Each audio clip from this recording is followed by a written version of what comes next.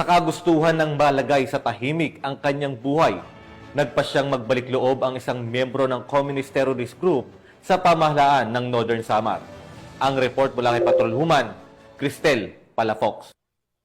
Voluntaryo nagbalik loob sa pamahalaan ang isang miyembro ng Communist Terrorist Group sa Barangay Imelda, Mondragon, Northern Samar. Ang pagbabalik loob ay resulta ng matagumpay na pakikipagnegosasyon ng mga tauhan ng 803rd Maneuver Company, Regional Mobile Force Battalion 8 kasama ang 2nd Northern Samar Provincial Mobile Force Company, Mondragon Municipal Police Station at 43rd Infantry Battalion 8 Infantry Division, Philippine Army. Ang nasabing surrendery ay nasa kustodiya na ng 803rd Maneuver Company, RMFBA, para sa facilitation ng kanyang posibleng enrollment sa programa ng ating gobyerno na Enhanced Comprehensive Local Integration Program o ECLIP. Patuloy ang panawagan ng pambansang pulisya sa iba pang mga membro ng CTGs na iwaksin ang maling ideolohiya at magbalik loob sa ating pamahalaan upang makasama ang pamilya, mamuhay ng payapa at patuloy na sumuporta sa mga programa ng ating gobyerno.